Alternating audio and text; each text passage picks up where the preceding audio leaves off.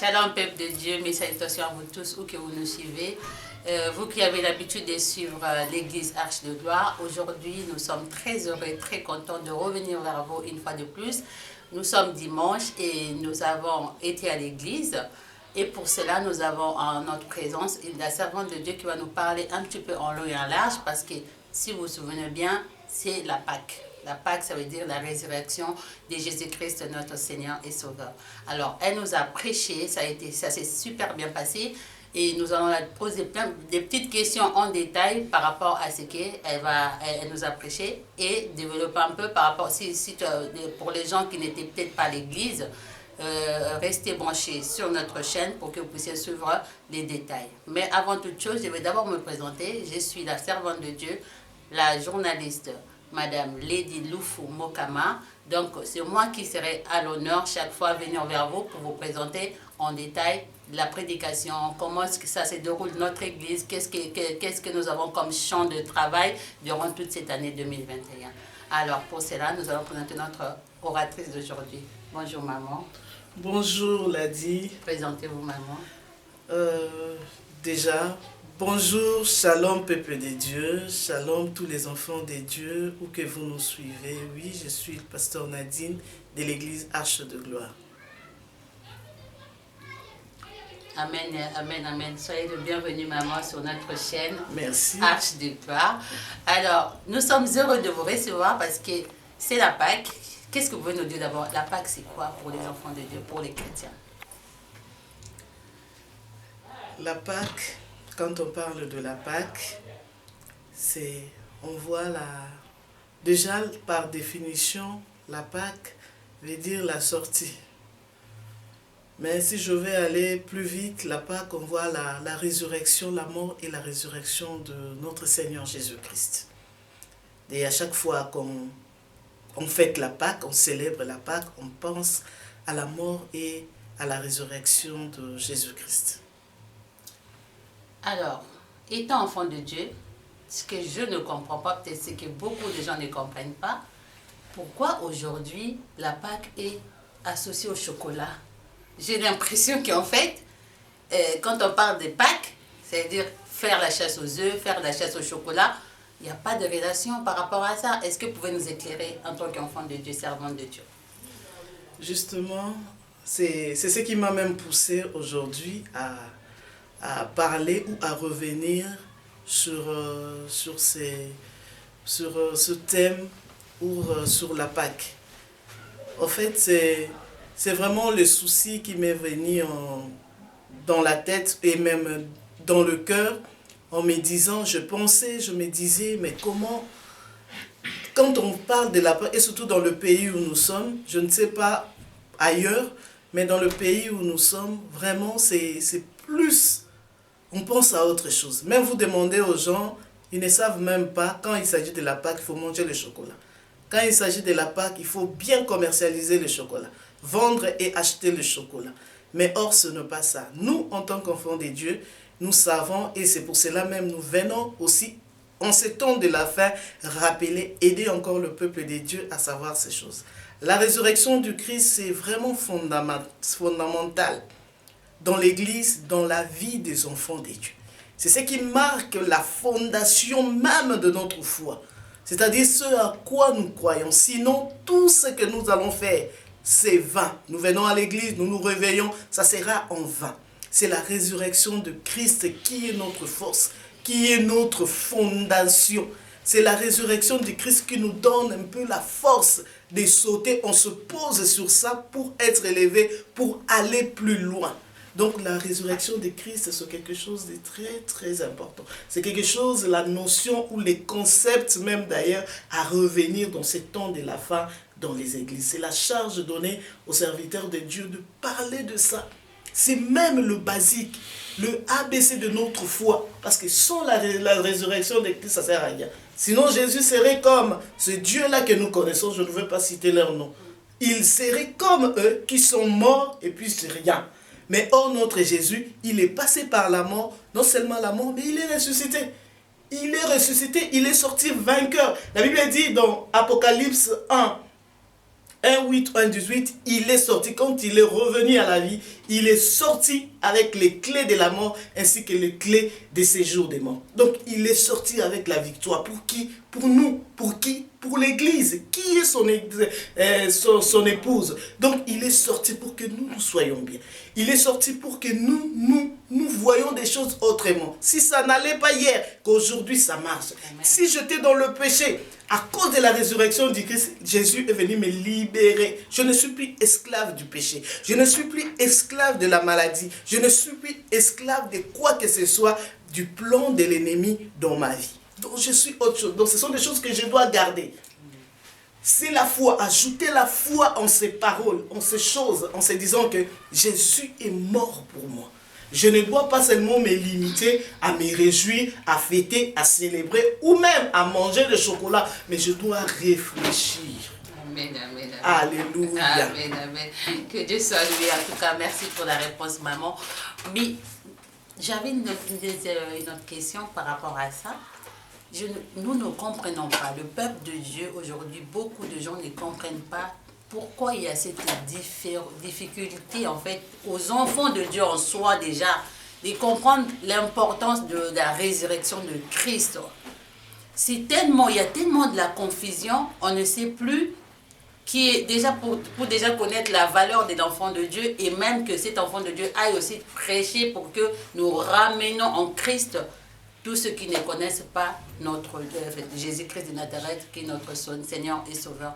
Est-ce que vous pouvez nous aider à essayer un peu de comprendre pourquoi cette difficulté, pourquoi ça se passe comme ça en fait?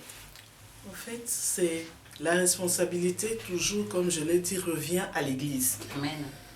La responsabilité, je pense, l'Église, surtout dans ces temps de la fin, l'Église doit jouer réellement son rôle. Amen. En parlant de l'Église, il y a les hommes de Dieu, les serviteurs que Dieu a établis dans l'Église pour donner la vraie nourriture, la vraie explication aux enfants de Dieu, pour que, en fait, les responsabiliser, même les enfants de Dieu. Pour que les enfants de Dieu soient responsabilisés, ils doivent être enseignés. Mais aujourd'hui, les enfants de Dieu, la responsabilité vraiment est partagée dans tous les sens.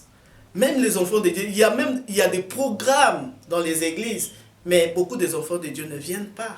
Sous prétexte, je travaille, et c'est compliqué. Mais il y a des programmes, des bons programmes à l'église où quand vous venez comme ça, on vous enseigne, on vous équipe pour qu'à votre tour, vous aussi, parce que nous avons une mission. Un enfant de Dieu a une mission d'apôtre. Aujourd'hui, là, on nous a prêché à l'église. Ce n'est pas seulement pour nous, mais pour les autres aussi. Pour cette personne qui n'était pas là, pour cette personne qui est restée dans ma maison, qui n'aime pas aller à l'église. Mais je dois apporter aussi la parole que j'ai reçue. Et là. Donc les enfants de Dieu, même l'église a une mission, les serviteurs de Dieu ont une responsabilité, mais les enfants de Dieu aussi ont une mission, une responsabilité. Si tu ne comprends pas, toi qui es à l'église, ça fait longtemps que tu es un enfant de l'église, si tu ne comprends pas où tu as ce souci-là, tu t'approches, tu sais là où toquer de porte, tu sais vers qui aller poser des questions pour que tu sois équipé. Mais je pense que l'église vraiment a une grande mission, un grand rôle à jouer dans l'affaire. Que Dieu soit loué, maman. C'est avant-dernière question, maman. Notre pasteur Nadine. Aujourd'hui à l'église, quand vous nous avez prêché, j'ai été touchée, moi personnellement, quand vous nous avez interpellé, disant que aujourd'hui, dis à Dieu que, Seigneur, parle-moi, parle-moi, que peu importe tout ce qui se dira ici, mais que moi je prenne une part qui m'est réservée, qui m'est destinée. Et quand je dis que j'étais touchée, c'est quand vous avez encore ouvert cette petite parenthèse parlant des familles et de prier pour que Dieu nous révèle en nous des choses. Est-ce que par rapport à ça, par exemple, vous ne pensez pas que l'Église a besoin de revenir au fondement peut-être? Au fondement comme, si j'ai bonne mémoire, mon pasteur Jean-Claude nous avait prêché tout au début de l'année 2021. Il nous avait donné le sujet en fait tout au début de toute cette année 2021. Nous allons parler de Jésus. Parler de Jésus en long et à large. Donc ça veut dire que qui est Jésus? Pourquoi Jésus? Qu'est-ce qui... En fait, il avait déjà commencé un peu, mais je pense que l'idée continue. Est-ce que quand, par exemple, en vous disant que les chocolats, tout ce que je puis dire, mais c'est juste, est-ce que vous ne trouvez pas que il sera peut-être bien pour essayer de réveiller les consciences en revenant par les fondements de Jésus? Qu'est-ce que vous pouvez nous dire par là? D'accord, merci. Ladi. En fait, c'est ce que nous sommes en train de faire. Même ce qu'on a prêché aujourd'hui, c'est seulement Jésus. Nous sommes toujours dans l'année Jésus. C'est pour cela qu'on est revenu. On a fêté Pâques la semaine dernière. On a jugé bon aujourd'hui, la semaine suivante, de parler encore de Jésus. Et cette fois-là, de la résurrection. C'est-à-dire la mission même finale de Jésus, parce que ce n'était pas aussi facile pour Jésus en tant qu'homme, parce qu'il était 100% homme, en tant qu'homme de passer sur ce chemin-là. Ce n'était pas facile, mais il a fait. C'est pour cela, aujourd'hui, on a parlé de la résurrection, la suite même de la résurrection. Amen. Parce que vraiment, Jésus est mort, ressuscité, mais la vie doit continuer. Amen. Amen. Voilà. Amen. Merci beaucoup, maman. En tout cas, très chers téléspectateurs, je pense que nous ne sommes qu'au début. Ça va continuer. On aura beaucoup de temps qu'on pourra passer ensemble pour vraiment essayer de voir les hommes de Dieu et aller leur poser plein de questions. N'hésitez pas aussi, si vous avez des questions que vous pouvez nous poser, écrivez-nous sur notre site Arche de Gloire. Je vous donnerai les détails juste en bas de notre page. Et vous pourrez vous communiquer avec nous pour que nous puissions aussi poser des questions qui vous intéresseraient. Du coup, nous allons demander à notre maman si elle a quelque chose à nous dire avant de clôturer notre émission. Merci pour ce moment. Tout ce que je peux dire pour clôturer ce moment, je voulais seulement inviter et encourager quelqu'un, encourager un enfant de Dieu. Cette année, à l'Arche de Gloire, qui est aussi, je pense, ton église, ou si tu peux devenir enfant de l'Arche de Gloire. Cette année, pour nous, c'est vraiment l'année de Jésus. Ma parole peut-être finale pour ces instants, c'est que viens. Viens à Jésus. Toi qui es l'enfant de l'Arche de Gloire, ne reste pas à la maison. On se rencontre pas seulement avec Jésus à l'église les dimanches, non. Les dimanches, c'est peu, c'est limité. C'est pour cela que tu auras toujours des vides, tu ne vas pas comprendre certaines choses. Cette année, nous décortiquons Jésus. Amen. Dans toutes ses facettes. Nous avons nos programmes de prière le mercredi, de 14h30 à 16h. Le vendredi, de 14h30 aussi à 16h. Et le vendredi, c'est spécial parce que nous venons prier. Vous voyez, on a prêché aujourd'hui, on n'a pas eu le temps vraiment de prier. Mais le vendredi, quand nous venons, c'est pour prier, demander la grâce de Dieu. Demander la grâce de Dieu. Et le dimanche, nous venons pour adorer, glorifier le Seigneur. Amen. Vraiment que le Seigneur vous bénisse abondamment. N'hésitez pas à aimer ces vidéos, amen, vraiment pour la gloire de Dieu. Amen, peuple de Dieu. Vraiment, merci beaucoup, maman. Que Dieu vous bénisse abondamment. Peuple de Dieu, n'hésitez pas de rester branchés sur notre chaîne. Nous reviendrons vers vous très rapidement. Que le Seigneur vous bénisse. À bientôt. Bye.